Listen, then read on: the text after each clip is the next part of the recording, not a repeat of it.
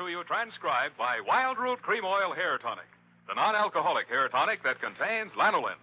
Wild Root Cream Oil. Again and again, the choice of men and women and children, too.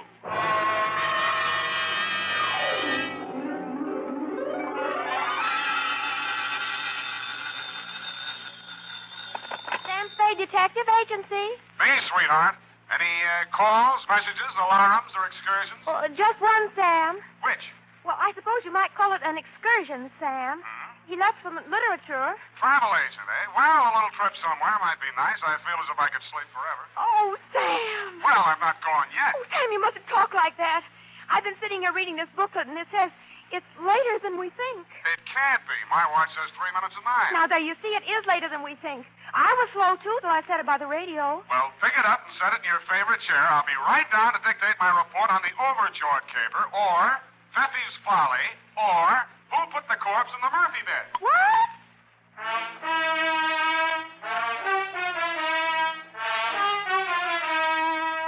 Dashiell Hammett, America's leading detective fiction writer and creator of Sam Spade, the hard-boiled private eye, and William Spear, radio's outstanding producer-director of mystery and crime drama, join their talents to make your hair stand on end with the adventures of Sam Spade.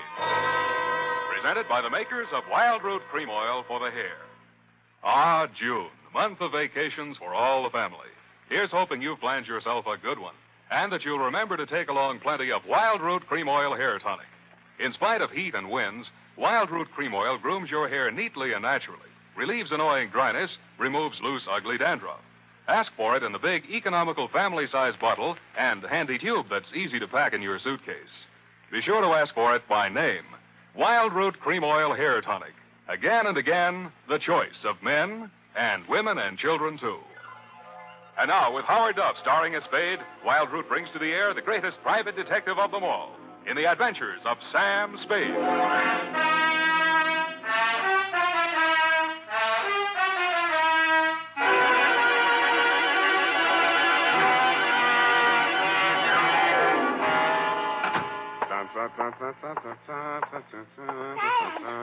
Oh, Sam, you poor darling. Don't say that word again, Effie. I didn't mean in a financial sense, you darling. There you go again. I meant we poor mortals, as it must to all men, Sam.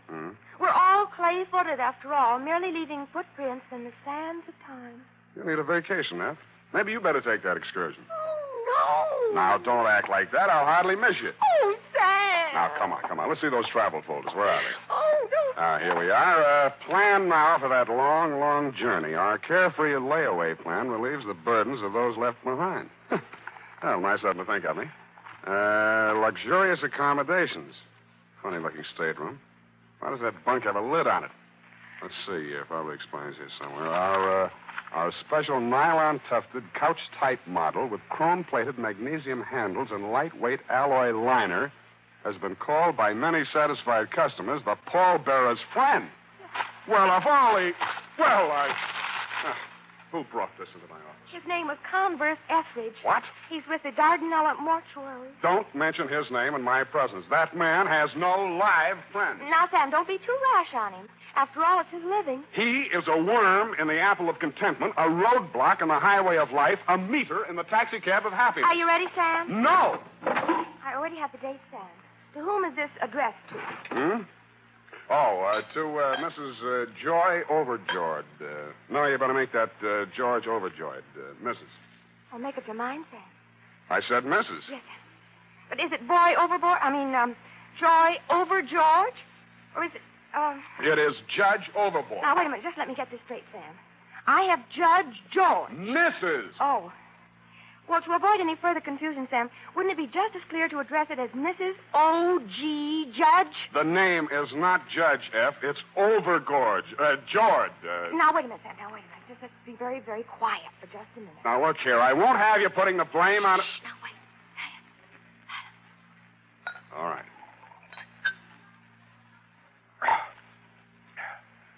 Mrs. George Overjord. Hyphen. If it'll make you happy, F. Thank you, Sam. From, Yes, Sam. License number 137596. That you can get. Subject, your jewelry. Dear Mrs. Overjord. Enclosed, you will find my statement for services rendered, which you will no doubt be as surprised to receive as I am to be sending it. It started, as such things often do, with that curse of civilization, that broken spring and the couch of privacy, the telephone. Yes? Mr. Spade? Speaking. This is Mrs. George Overjord. Hmm? That's Overjord. I have it. I'm staying at the Hotel Belvedere, Mr. Spade. Mr. Stover, the house detective, was good enough to recommend you. Oh, then he's good for something. I beg your pardon? Good friend of mine, Mr. Stover. And what was it you had in mind, Mrs. Overjoyed? George. But you're warm. That's my first name. I beg your pardon. Joy. Oh, I got it wrong. When you spelled it out, I thought... I think you better come over here right away, Mr. Spade. I have a rather serious problem to place before you. These little details can wait. Of course. And come right up. I'm in room 315.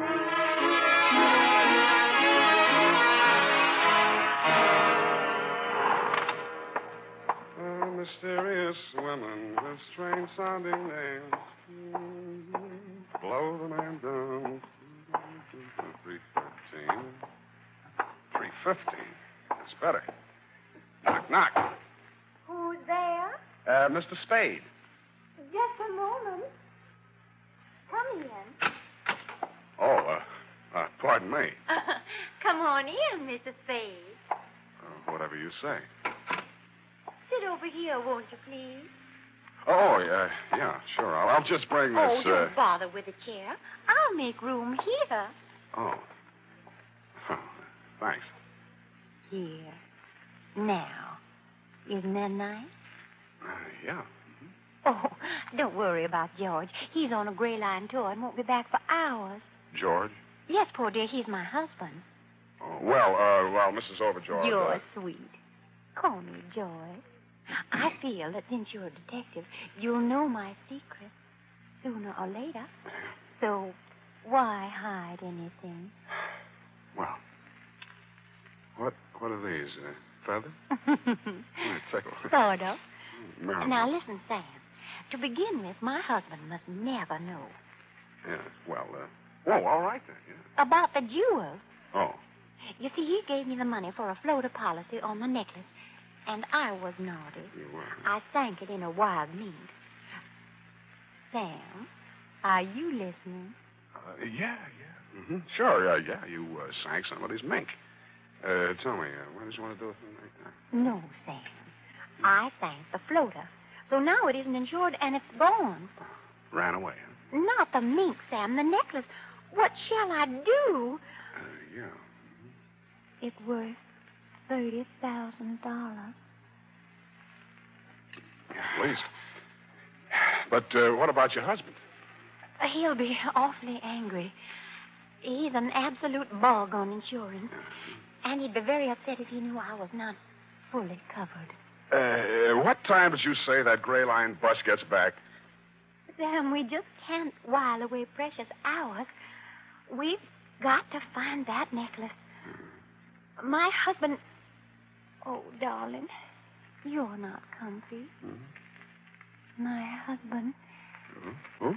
What? But, darling, George Overjord is the richest man in the state of Wisconsin. He'd be very hard to replace. You're absolutely right. Husbands should be kept in their places. Sam, if you don't take more interest in this problem, I just have to get another detective. Huh? Oh, no. Hey, don't do that. Now, what? What are you looking for? The telephone. I want to check those Gray Line bus schedules.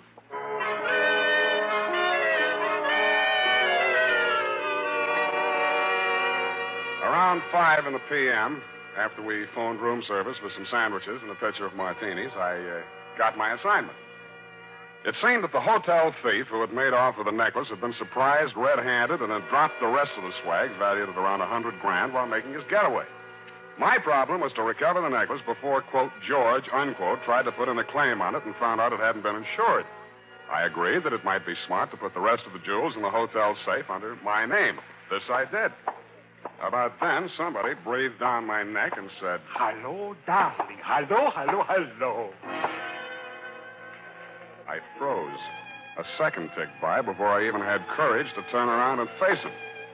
It couldn't be, but it was Fefi Valeriu Eminescu, a con merchant so slick that he finally swindled most of his competitors out of business and even succeeded in selling himself in the oldest con game of them all, the Spanish prisoner game. The last time I had locked horns with him, yellow diamonds were turning white faster than the hair of the policeman he was suing for false arrest. Fefi's hair was still very black and very oily, and the big smile he wore was very white and very oily. Sam, darling, do not look so shameful. I am angry on you. You're not angry on me. You can fool with part of the people some other time, but you can't fool Fefi for long. You did a trick on me to lure me out from San Francisco. A gold mine, you promised me. A gold brick mine. But you see, I am humorous. I don't hate you. In fact, I am contrary. You are. And just to prove that I have no harbor of hard foolings with you, listen. What do you think of this one? Never mind. We buy a printing press. And what are we pressing? Your luck. No. Tickets. Vouchers on the Romanian National Lottery. Vouchers. With the Iron Curtain, darling, who could see through it? Fefi, darling, where are you staying temporarily? I am a guest on this hotel. I'm sure of that. May I inquire which room the management is losing money on this time? I think I changed. The neighbors have got noises. 317? Also the plumbing. 313? Stop beating around these bushes. What have you caught me doing? Come on, let's have a look at your room.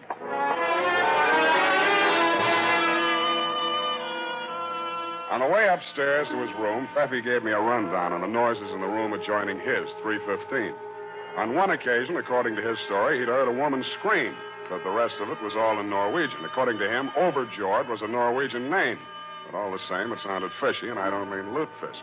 When I gave him a rundown on the missing Overjord necklace, he threw up his hands in anguish and said, "Oh, Sam, darling, I think we'd better have a couple of drinks and talk over this." Sit down, Fefi. Aren't we thirsty? No. Look, Fefi, how did those Jimmy marks get on that connecting door? Jimmy, now I see it. Not only do those Norwegians have noises, they have bad habits. And this a client from you. Fefi, why would the Overjords break into their own room from this side of the connecting door? Don't interrupt me. I am thinking. Where does that door lead? To the bed. A bedroom? Don't speak on it. Don't go near it. What's in there? A morphine. Let's have a look. Sam, darling, I don't want you should get hurt. Fefi, are you threatening me? Worse, I am warning you. That makes it easier. Sam, darling, don't. Remember Pandora? Oh, be quiet.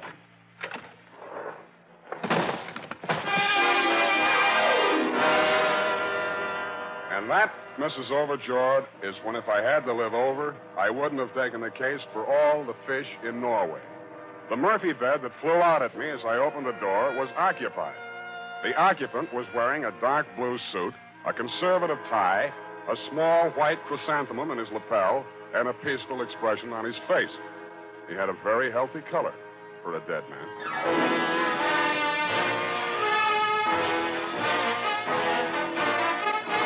The makers of Wild Root Cream Oil are presenting the weekly Sunday adventure of Dashiell Hammett's famous private detective, Sam Spade.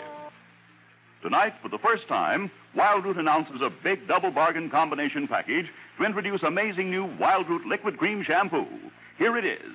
You get a 60-cent bottle of exciting new Wild Root Liquid Cream Shampoo, plus a 60-cent bottle of famous Wild Root Cream Oil Hair Tonic, a $1.20 value for only 59 cents. It's a wonderful chance to get acquainted with brand new Wild Root Liquid Cream Shampoo, the shampoo that combines the best features of liquids and creams and soapless cleansing, plus soothing lanolin. A shampoo that leaves your hair beautifully clean, soft, radiant, easy to manage. Remember, this big double bargain combination package contains a 60-cent bottle of the popular new Wild Root Liquid Cream Shampoo, plus a 60-cent bottle of Wild Root Cream Oil Hair Tonic, a $1.20 value for only 59 cents. But the offer is limited, so don't miss out.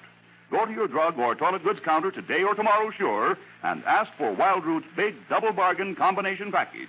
A $1.20 value, only 59 cents.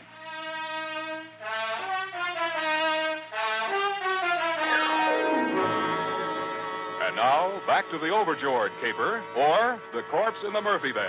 Tonight's adventure with Sam Spade.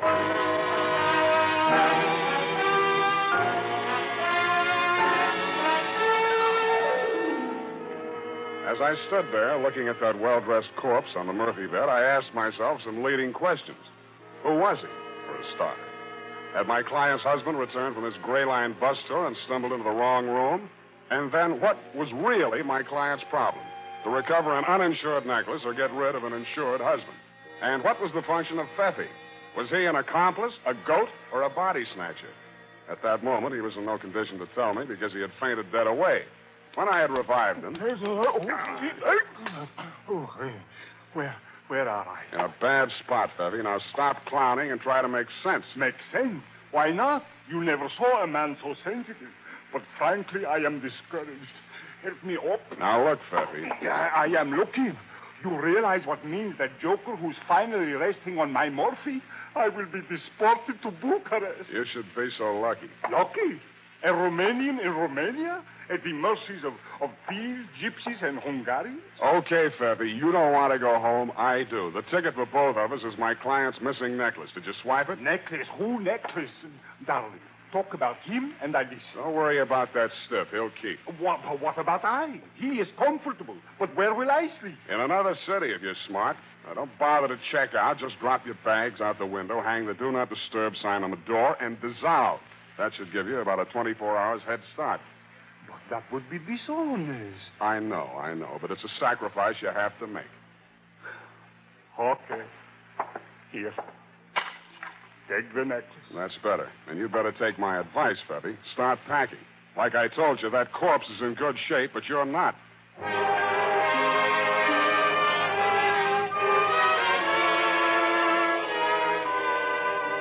There was nobody home in room 315, so I glass-keyed my way in and had a look around.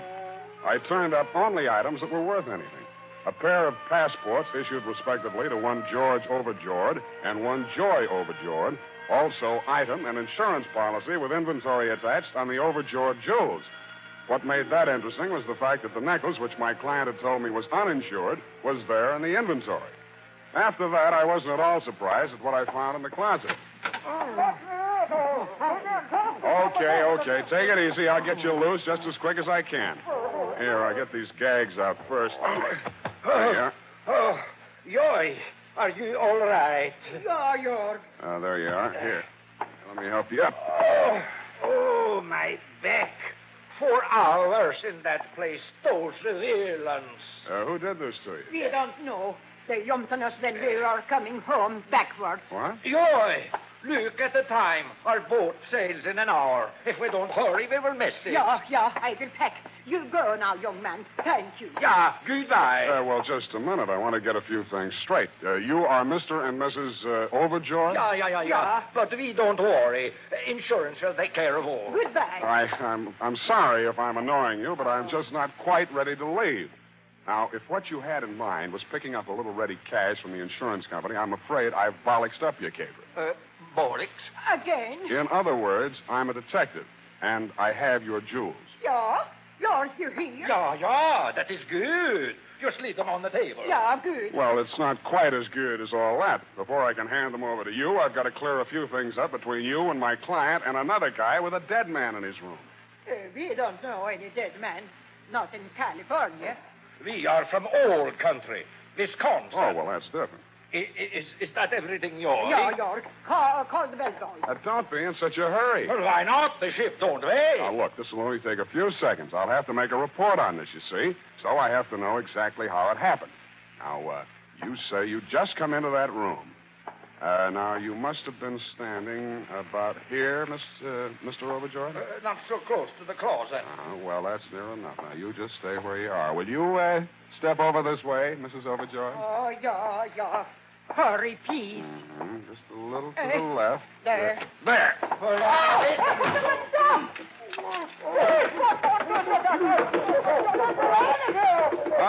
Shut up. I'll report you to Afra for bad dialects. Oh. I thought that would do it. Good. And now to meet a troll. Just a moment. Oh, it's you, Sam. Mm-hmm. I thought I heard voices next door. I was afraid to go barging in. Where have you been, darling? A most wonderful thing has happened. Hmm? My husband left me. He never came back from that Gray Line tour. That might be because he never went. Oh, sit down, darling. There's something I must tell you. Yeah, but you sit there and I'll sit here. Darling, you've changed. It makes it so difficult, this gulf between us. Joy, if I may call you Joy, we must face it. We live in different worlds. It can never be. Cigarette? I understand. But there's no reason we can't meet occasionally and remain good friends. Sure, I'll come to see you on visiting days. Sam, I'm afraid you're making a terrible mistake. Well, I made that when I took you at face value. Your name may be Joy, sweetheart, but you are not Overjord. Who are you? Darling, doesn't matter. But I rather like Joe. I think I'll keep it. Yeah, okay, suit yourself. How does Pfeffy fit into this caper? Oh, Sam, darling, it's terrible the way that man deceived me. I should have known he wasn't a Norwegian. Well, don't feel too bad about that. He thinks he's Romanian.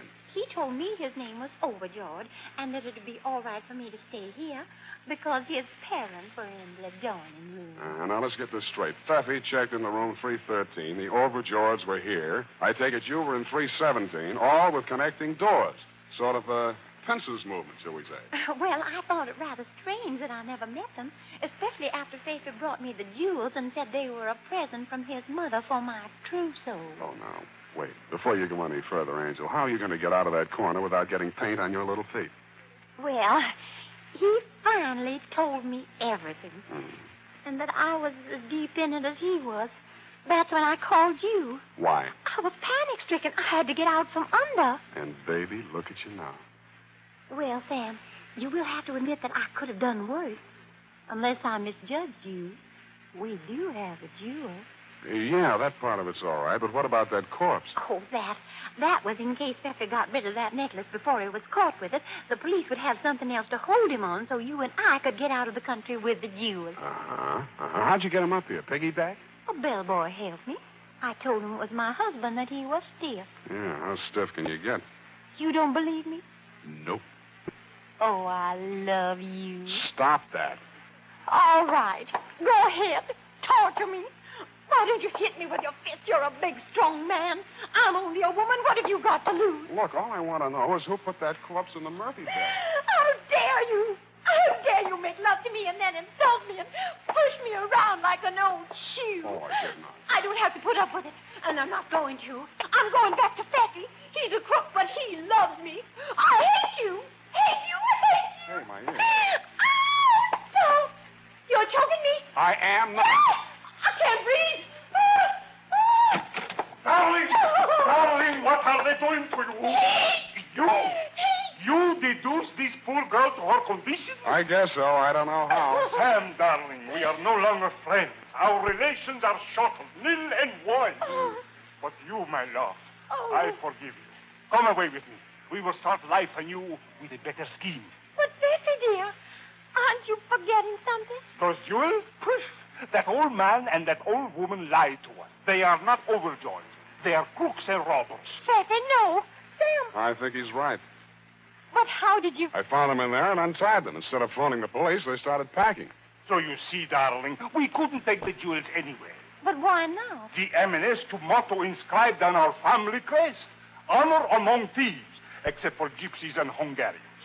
But, Feffy, dear, I tried to steal them from you. That was another horse car, my darling. Between you and I is a technical difference. This is known as a double cross. That is expectorate for my woman. But from you, Sam, darling, I am aghast. I am appalling. You have behaved without charm. I don't hate you, but it is all I can do to forgive you. Come, my love. Now, wait a minute. For what? You have the jewels. You can prove nothing. There's still that corpse. Sam, darling, come, I show you.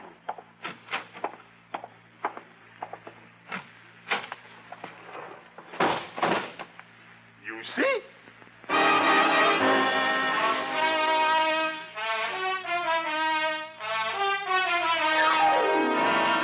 I didn't.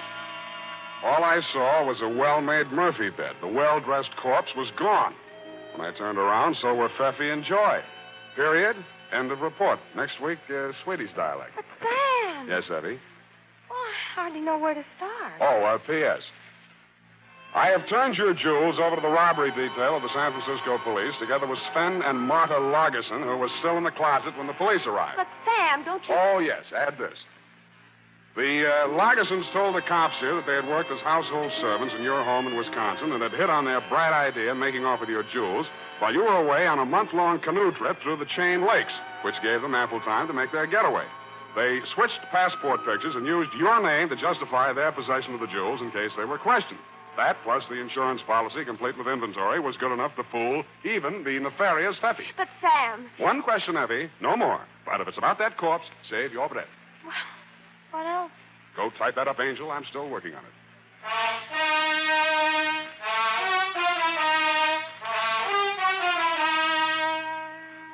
And now, listen to this. Don't delay. Get your Wild Root Cream Oil now, the nation's leading hair tonic with Wild Root's big bargain combination package. For a limited time, you can get a 60-cent bottle of Wild Root Cream Oil hair tonic, plus a 60-cent bottle of Wild Root's sensational new liquid cream shampoo, $1.20 value, both for only 59 cents. Get it today for the whole family.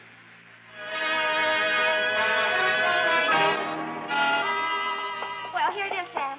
Did you get any place? Well, there's a couple of fingers left in there. Will you join me? Oh, thank you. No, I meant a different kind of stiff. Oh, the one in the Murphy bed. Well, I'm expecting a break on that any day now. Well, you have a wall-tied bed in your apartment, Sam. Maybe the similar proximity will inspire you to greater mental thought. Please, I won't sleep a wink. That's just what Mr. Etheridge said. But I told him you were busy on this big jewel robbery. What was his problem? The man from the mortuary, you know. That vulture. He is a razor blade in the parachute pack of optimism. He is a sandbar in the river Styx. Well, as I said, Sam, it's his living. But I promised to give you the message. It seems he wants to find this woman. Now, she did a very strange thing. Yeah? I mean, she came into the Dardanella mortuary and said her name was O'Rourke. And her husband was there and that his parents had arrived from Ireland right when he dropped dead. And the Irish relatives were mad because she sent him out for embalming before they could have a wake. And she wanted to know if Mr. Etheridge could sneak him into the hotel before they found out. Why didn't you tell me this before? Well, Sam, I didn't want to clutter up your mind when you were busy on a big jewel caper. And besides, he learned that she was a practical joker and got his body... Sam. Yes, Eph. Sam, could it... the one in the Murphy bed, I mean. Is it the short arm of coincidence, Sam? Yeah, probably is. You know, everything that happens in hotels doesn't get in the papers. Hardly a day goes by that some joker doesn't plant an embalmed body in a Murphy bed. If it isn't that, it's frogs or salamanders, or sometimes it used to be crackers when so many of them were on the American plan, you know. Crackers? Oh, good night, Sam. Good night, sweetheart.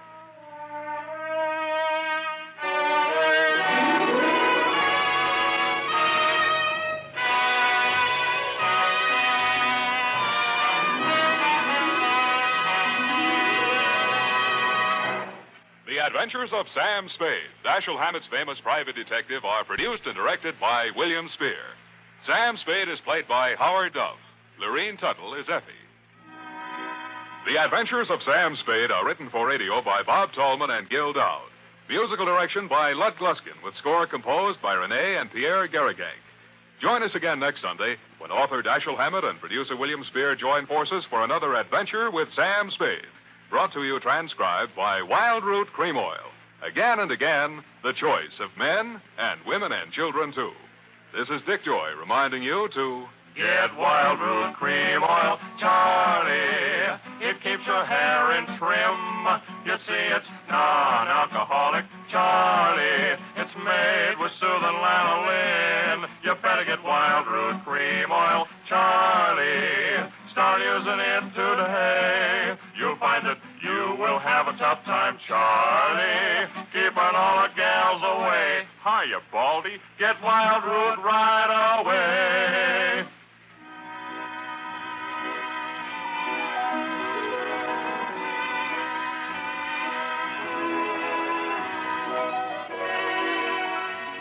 This is CBS, the Columbia Broadcasting System.